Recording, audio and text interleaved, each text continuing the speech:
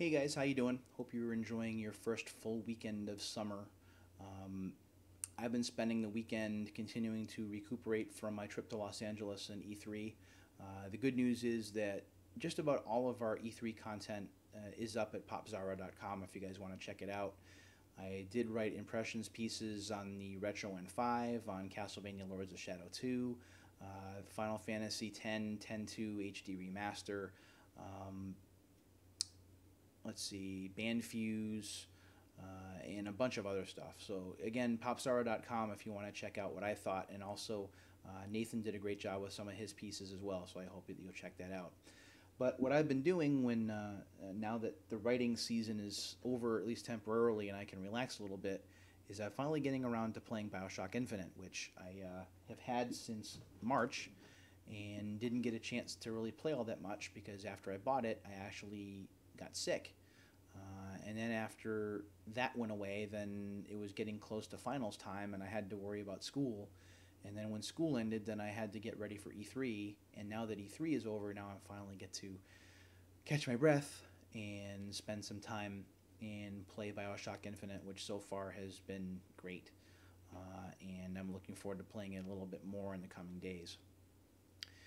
But the funny thing about Bioshock Infinite is that I didn't have the money to afford it at launch, and yet I still wound up getting the game. And the way that I did that was through video game trade-ins.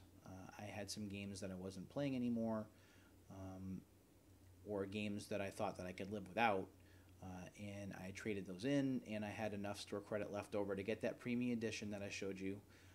Also, I got the limited edition strategy guide, and I got the season pass. It was a pretty neat promotion that GameStop was running, and I didn't pay any money out of. Actually, I take that back. I paid like $3 out of pocket, and I wound up with all that stuff. So, the used video game economy, and I are kind of attached at the hip. Um, Now, I don't buy all my stuff used, and I don't trade in everything that I have. But I'd say that probably a good 25 to 30% of the games that I've bought used over the course of my video game spending career has been new 75%, used 25%. That's gone up a bit over the course of the past 18 months as I've been back in school, and after I moved from Arizona back here to Massachusetts, money's been pretty tight. But before then, when I had a steadier income and when times were better, I certainly bought new as much as I possibly could. Some of that was funded through video game trade-ins or system trade-ins. There's no secret about that. But I bought new when I could. But the reason that I bring it up is because there was an article that was run on edge.com or edgeonline.com from Lee Perry, who's a former lead designer at Epic Games. This was run on the 21st, which was Friday. And the line of the article that really bothered me and brought me to a boil was this. If you honestly don't care if the developers are rewarded for their work, well, you're still not the bad guy here. I would say, though, that you have no ground to stand on when interacting with those developers, complaining about something in their game, or lamenting that they offer DLC. You're not really their customer and fan. You're just a fan of the used game store. I'm not sure what bothers me more. Whether it's basically the developers and publishers are better than you because you bought used, so you should just keep your trap shut. Or you're not really the customer and fan here. You're not a fan because you buy used. You're a fan of the used video game store, but you're not really a fan of the game if you buy used, so you suck. That's basically what Perry's saying here. The BS about, well, you're still not the bad guy here, and it is BS, is just kind of the way of saying in a sentence, with all due respect, dot, dot, dot. No, that doesn't work. Not to be disrespectful, but dot, dot, dot. Not that I want to offend you, but dot, dot, dot. That's just a qualifier. Um, Perry's piece just bothers me. It bothers me because uh, it makes assumptions that it shouldn't make. Um, the whole piece is basically panhandling, basically begging people to buy new because if they're not, then they're this or they're that. Um, and I don't see what good it does to basically insult consumers like that. Um, no, you really shouldn't spend $4 less. You should spend $4 more because no, $4 is $4, man. Uh, not everybody is well off, and obviously publishers and developers should know that because they're allegedly suffering. Um, you're talking to somebody here who $4 is a very big deal. Limited income, full time student. Um, with money being tight, I'm going to spend the less money if I possibly can. Now, I contrast that with comments that I've received or read over the last couple of days about this used game issue. And the one that keeps coming up, and it's been coming up for quite a while, is, well, if you can't afford it, then maybe you need to reprioritize what your spending habits are. Or maybe you need to start saving money a little bit instead of running out and buying this or that. No, I really don't. I appreciate that you think that you know how to spend my money better than I do, or that you can judge how much money I make versus how much that I should spend. But that's not going to win any support from me, to be honest.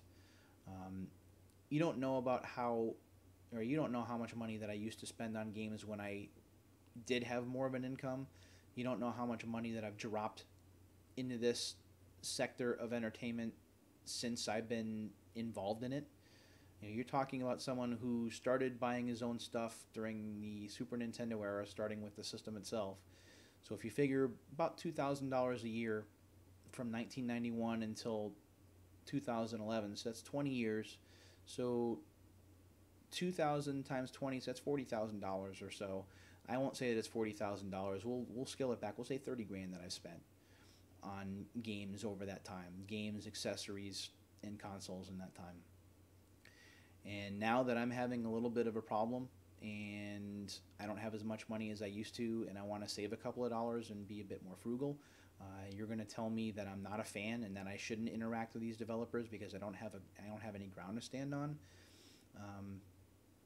Yeah, see, that's the last straw for me.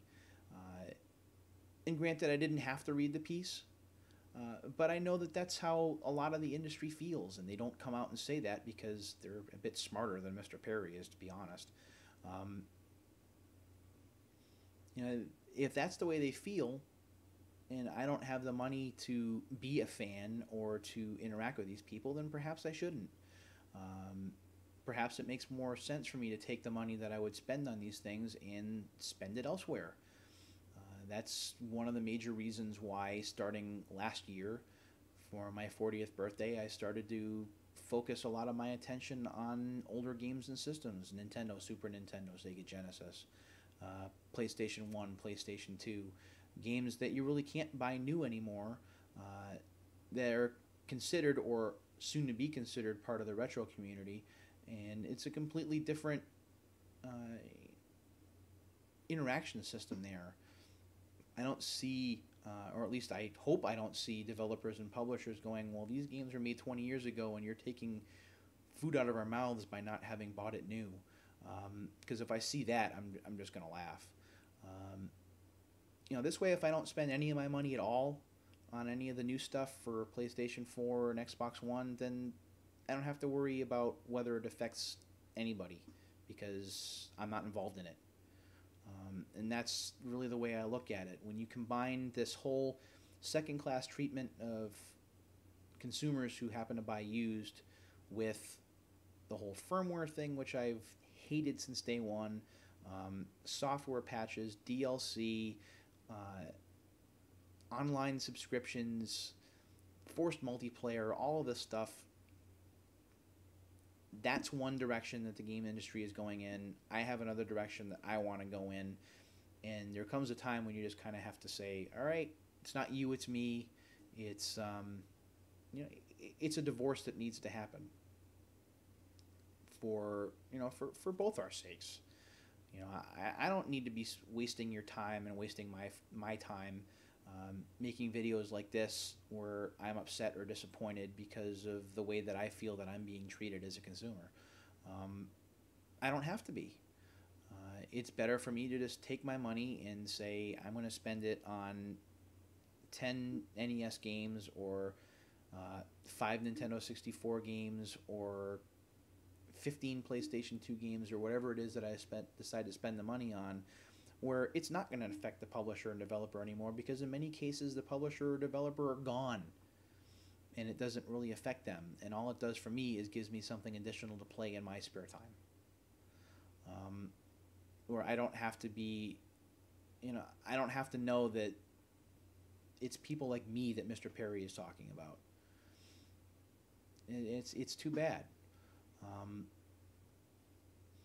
I just bought a used game today. I just went, I stopped in a local GameStop before I went to grab myself some groceries, and I saw a used copy of Wolfenstein in there. With Wolfenstein: The New Order coming out and looking pretty good to me, I figured I would give this older game a shot just to see how well it played. It was only $8. I said, sure, why not? Does that make me a bad person? Maybe it does, but I had $8 to spend. I had won some money on a lottery ticket, and I said, why not? I figured I would splurge a little bit. Another example would be Castlevania Lords of Shadow. I couldn't really find it new anywhere around here. I was impressed by Lords of Shadow 2 at E3, and it's making me go back and give the game another try. Now, granted, with Lords of Shadow, I had bought that new, I had bought the Collector's Edition new for the PlayStation 3 back in 2010, so it's more of a, I already bought it once, now I'm kind of buying it again, so there should be some kind of, there should be some kind of allowance or evenness there, but of course not, because I bought a used game, and I should have bought it new to begin with, because that's how the developer gets supported. It's too bad that we get to this point, because, as a consumer, I'm not treated like this anywhere else. If I buy a used book, if I buy a used CD or DVD, I don't have, I don't have Ben Burnley from Breaking Benjamin showing up at my door and going, dude, you should have bought my CD new. You realize that you took food out of my mouth? I don't have David Sheff showing up at my door going, why did you buy Game Over used instead of new? Don't you realize that I need that money? I don't get any of that from any of those industries. I get it only from one place, and that is the video game industry. The one that I've supported for decades is now basically turning its back on me and saying, well, you're not buying new, so screw you. And it sucks. There's no nice way to put it. It sucks. Sure, I could turn my back and not hear it, but there's only so long you can go before you try and shut it out and something leaks in. Kind of like Gangnam Style. I avoided that like the plague until I was in school and my professor decided to play it on YouTube, and then, all hope was lost. I had successfully dodged that song, and then as hard as I tried, I couldn't get away from it. It's the same thing here. I can try and avoid all of this bad news and all this anti-used talk, but eventually something's going to leak through. And burying my head in the sand and just not listening to it isn't going to solve the problem. This is how developers and publishers feel. This is how industry defenders feel. That if you can't afford a game, you shouldn't buy it. And you don't buy it used, just wait until you have the money. Okay? If you don't buy a game new, then you're hurting the developer, you're hurting the publisher. They're not seeing the money. You're not a fan. You're not supporting them. It sucks.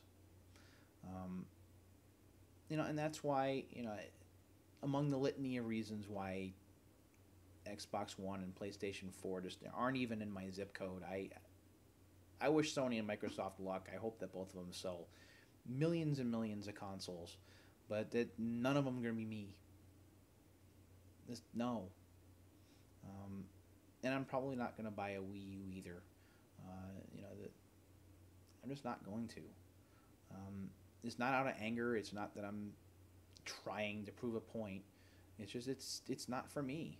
Um, and it's better to make a point if I'm going to make one at all, um, by just saying, well, my money's going to go elsewhere, and the money that I used to spend on the industry, I'm going to spend in another way. And that's what it is. So, um, I've been thinking about how I was going to put this video together. It's been coming for a long time. Um, my anger about the war on used games has been building and building and building. Um, if you've at all looked at my consolation blog and looked back in the entries for 2010 and 2011, you'll see that I was really angry about it. And I backed off for a little while because people got sick of hearing it, and I understand. I tend to be a very opinionated guy, as most of you know, and I'm sure that my hard-headed opinion kind of came across as overly negative, and this generation is cool, and you're overreacting, and you know. So I tried to back off, but this piece, I I can't, man. I can't not react to it. Um, I can't not say what I want to say about it and kind of open the floodgates and release some of the stuff that I've kind of pent up because nobody wants to hear it. Um,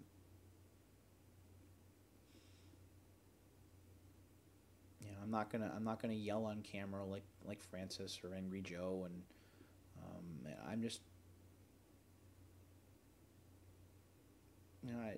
this is where you file for the divorce. This is where you say, okay, when, it's a separation right now, and then once Xbox 360 and PS3 are phased out and it's PS4 and Xbox One, and that's when I'll move full time over to the retro side of the house. And I'm very fortunate and very happy that the retro community on the internet is so closely knit, and there are so many great personalities. I mean, you got everybody from Pat the NES Punk and the gaming historian to just the big hub at Retroware TV, and even the work that James Rolfe does. James Rolfe has done as the Angry Video Game Nerd. I mean, that stuff just it keeps retro at the fore for a certain percentage or a certain part of the community, and that's great. Now, whether I'm going to do something like they're going to do, probably not. I may write impressions pieces and share a bunch of pictures still, and kind of talk about my experiences here and there. But I'll do it for the sharing. I'll do it for the community. I'll do it because I like to do it. But modern gaming is just, it's lost me, and I think that that's the saddest part of all. Before the last generation, before the 360 PS3 generation, I was not this bitter. I was not this cynical. I was excited about just about everything. I bought as much as I possibly could. There was a lot to be excited about, and now it's just used games suck this, and firmware updates that, and DLC this, and developers got to eat that, and I'm just tired, man. After all this time playing games, being an adult now, being over 40 years old, there just comes a time when you have to kind of cut the cord and say, all right, this is how I'm going to spend free time. This is how I'm going to spend what free time I have left. Is doing what I like to do, playing what I like to play, spending money on what I like to spend money on without being the topic or the subject of judgment. And that's what I'm going to do. So that's it. I'm not going to keep talking anymore.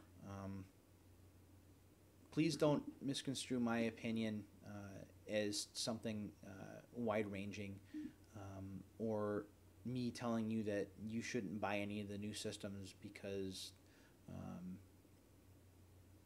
because gaming sucks, because it doesn't. You may not be bothered by these things as much as I am, and that's perfectly fine. But for me, it's culture shock. It's going from being able to indulge in the used game economy when I wanted to, or in some cases when I had to, uh, versus being made to feel bad about it. Um, and I don't want to do it anymore. Um, I'll continue to keep tabs on new generation stuff, and I'm always an observer, and um, I'm certainly going to like to see pictures and read about experiences, and I'm certainly going to like seeing all the excitement that you guys have for the new consoles. I think it's great, but I just you know it's a sad time for me knowing that I have to go in a different direction, because I'm not going to like anything that I see, and I'm not going to continue to be treated like this by people that that I'm giving my money to, or whether it's right then or just having done so on occasion. You don't do enough. You're not a fan. You shouldn't talk to us. You're not good enough. No, just no. So it's not you, industry. It's me. Um, I thank you for many, many years of enjoyment and entertainment, and I wish you all the best in your future endeavors, Sony and Microsoft and Nintendo. But I'm gonna be over here in the old man's room, um, playing older games and systems and reminiscing about what was and the way that I think it should be. And I hope that you do well. Until next time, everybody.